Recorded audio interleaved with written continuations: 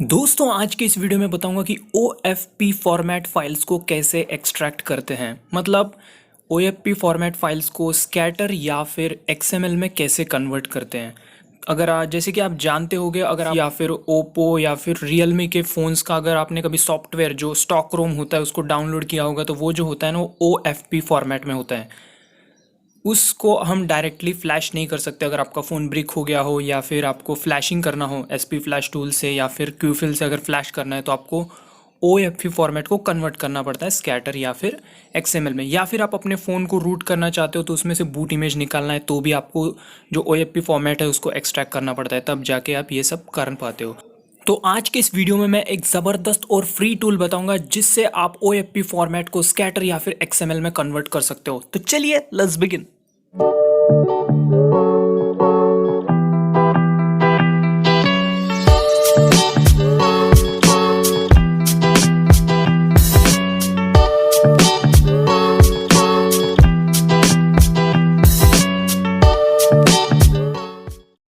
तो जैसे कि आप देख रहे हो यहाँ पर मैंने Realme 3 का जो सॉफ्टवेयर है उसको डाउनलोड करके एक्सट्रैक्ट किया है जिप फॉर्मेट को। ठीक है, उसके बाद यहाँ पर खूब बहुत सारे फाइल्स निकल के आई है, तो इसमें से हमें OFP फाइल को ढूंढना है। तो ये जैसे आप देख रहे हो यहाँ पे OFP फाइल करके लिखा है, तो यही फाइल है जिसको हमें कन्वर्ट करना है। तो इसको मैं यहाँ से निकाल लेता हूँ। ठीक है, तो यहाँ से मैं इसको कट या कॉपी कर लेता हूँ। मैं इसको यहाँ से कट कर लेता हूँ और इसे बाहर निकालता हूँ।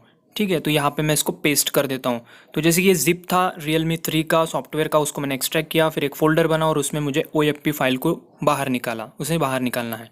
ठीक है, अब नेक्स्ट काम क्या करना है, तो यहाँ पे जैसे यहाँ पे जो एक टूल दिख रहा है आपको, ठीक है, OFP एक्सट्रैक्टर, इसको एक्सट्रैक्ट करना है। इसकी टूल की लिंक डिस्क्रिप्शन में मिल जाएगा आपको। ठीक है, और सबसे इंपॉर्टेंट बात, इस टूल को ओपन करने से पहले, इसको जिप एक्सट्रैक्ट करने से पहले आपको एंटीवायरस बंद करके रखना है, अदरवाइज एंटीवायरस खा लेगा।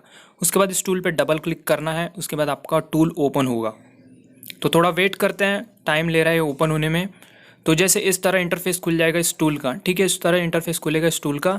अब आपको नेक्स्ट क्या करना है, इस टूल को, ठीक है, ओपन होने के बाद आपको अपने डेस्कटॉप पर एक फ़ोल्डर बनाना पड़ेगा। सबसे पहले हम यहाँ पे OFP फाइल को सिलेक्ट कर लेते हैं जिसको मैंने एक्सट्रैक्ट करके बाहर निकाला था उसमें से।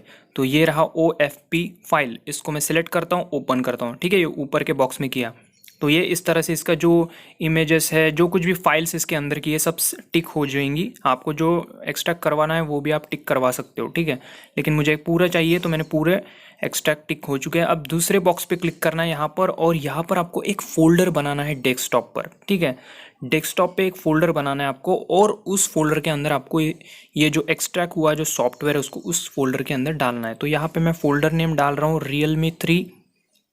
सिलेक्ट फोल्डर कर लिया मैंने। तो यहाँ पे बोल रहा है डज नॉट एक्सिस्ट पाथ बोल रहा है। ओके, तो इस केस में क्या करना है हमें, यहाँ पर कोई फ़ोल्डर होगा, मैं देख लेता हूँ। तो एक काम करते हैं, हम यहाँ पर बाहर एक फ़ोल्डर बना लेते हैं। तो जैसे कि आप देख रहे हो यहाँ पे एक न्यू फोल्डर मैं क्रिएट कर रहा हूँ। ठीक है, तो एक न्यू फोल्डर आपको डेस्कटॉप पे बना लेना है।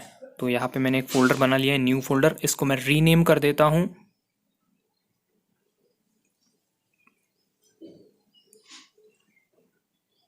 ठीक है, मैं फोल्डर का नाम रख रहा हूँ Realme 3। ओके, बस ओके, मैंने फोल्डर बना के रखा है, एम्प्टी फोल्डर है। ओके, रिफ्रेश कर लिया। अब इस टूल पे आना है और ये सेकंड बॉक्स पे क्लिक करना है यहाँ पे।